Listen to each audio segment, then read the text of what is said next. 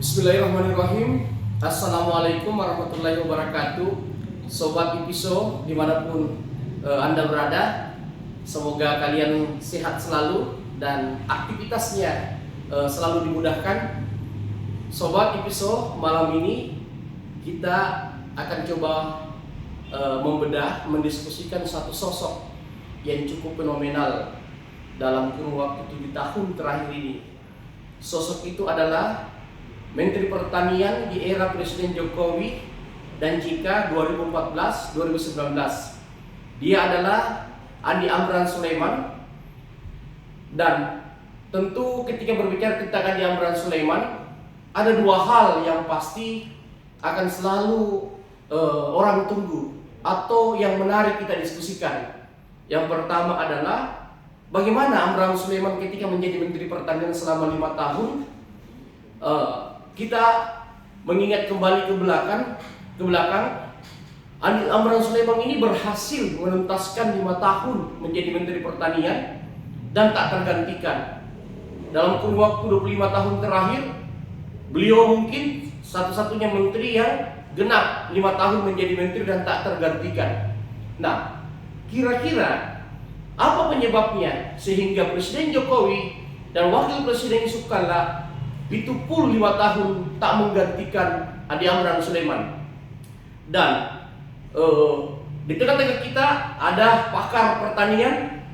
Beliau adalah seorang doktor dari Gorontalo, dari Universitas di Gorontalo. Saya perkenalkan Bapak Dr.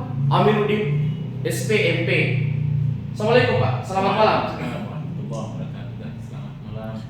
Pak Dokter, tadi saya menyampaikan bahwa Pak Andi Amran ini 5 tahun menjadi menteri dan tak tergantikan.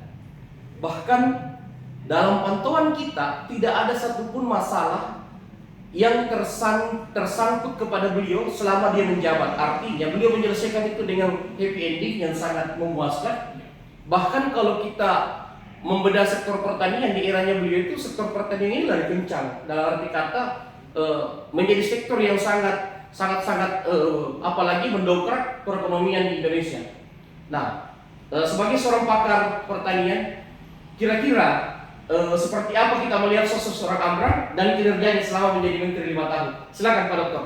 Ya, terima kasih Pak Direktur IP. Jadi saya kira menarik ya ketika kita bicara tentang Bapak Dr. Amran Sulaiman. Beliau ini adalah salah seorang tokoh muda. Saya kira tidak ada yang tidak kenal beliau. Beliau ini sudah asing, berbagai banyak prestasi yang beliau kembangkan. Nah, saya kira dengan prestasi-prestasi yang kita kenal kemarin itu banyak nama artis ya yang mampu dia ciptakan, dan ini saya kira sudah gemilang, dan saya kira itulah yang kemudian menorehkan beliau sehingga dipilih oleh Bapak Jokowi di periode kabinet pertama. Nah, saya cuman melihat bahwa prestasi beliau ini saya tidak bisa pungkiri. Yang terkesan dalam benak saya ketika beliau sudah dilantik, misi beliau adalah sampai 2045 ini kita swasembada pangan. Nah, mengapa dia melihat bahwa sumber daya alam kita ini luas ya. Dan dia salah seorang menteri yang salah satu menteri yang menolak namanya impor.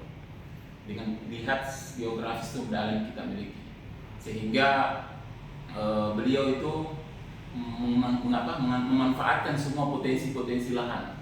Nah, jadi lahan-lahan yang kritis yang selama ini dimanfaatkan. Contoh kasus saya teringat dengan program beliau itu yang gemilang adalah program Selaras, yaitu selamatkan rawa ya, dan sejahterakan petani. Dan ini salah satu program beliau yang diapresiasi, dan kemudian ini dia programkan di 3 provinsi, yaitu Kalimantan Selatan, Sumatera Selatan, dan Sulawesi Selatan. Nah, ini memang masih banyak rawa-rawa yang tidak dimanfaatkan dan itu dianggap tidak berharga. Tapi di masa beliau sebagai menteri itu kemudian dia upayakan dengan melibatkan tentara ya, untuk bagaimana meningkatkan produksi padi. Nah, sehingga dengan program Selaras ini itu banyak menghasilkan produksi yang begitu meningkat. Ya.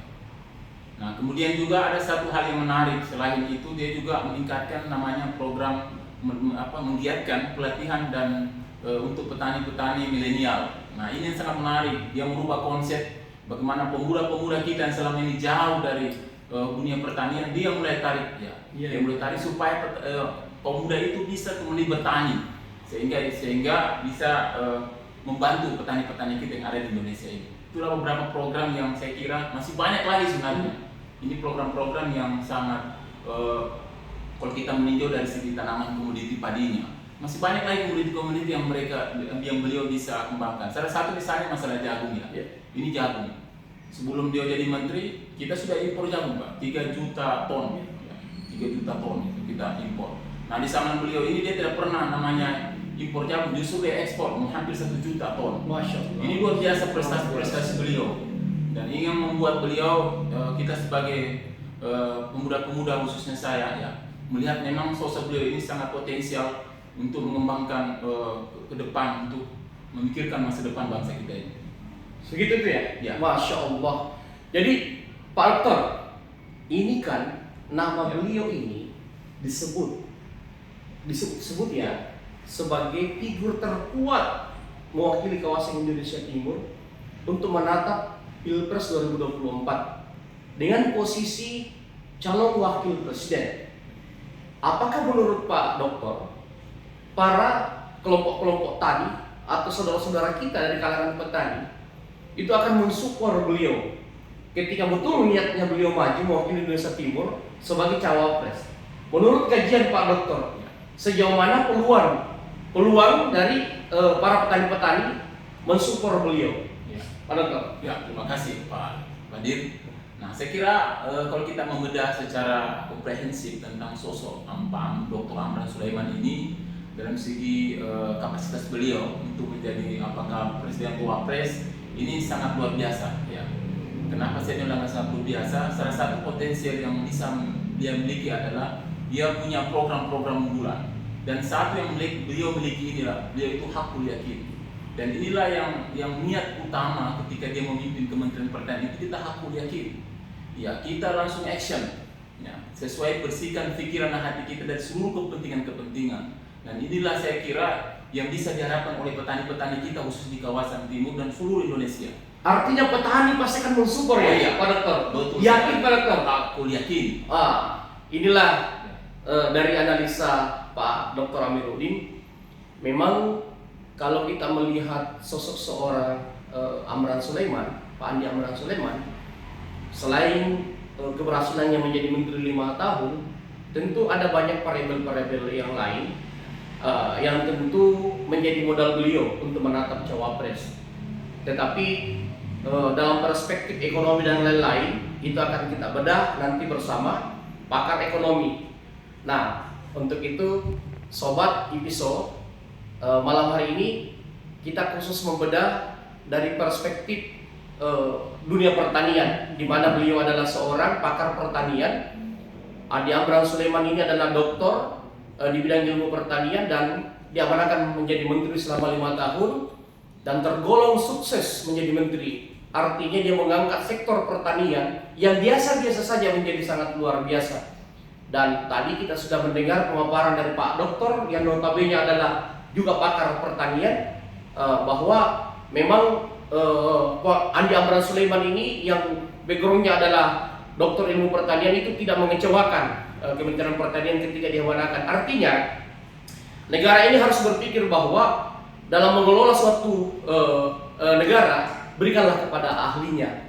Dan Andi Amran Sulaiman ini membuktikan bahwa dia adalah ahli dan berhasil menjalankan fungsi-fungsinya sesuai dengan bidang keilmuannya. Sobat IPISO, sekian, terima kasih. Assalamualaikum warahmatullahi wabarakatuh. Salam sehat selalu, salam sejahtera selalu.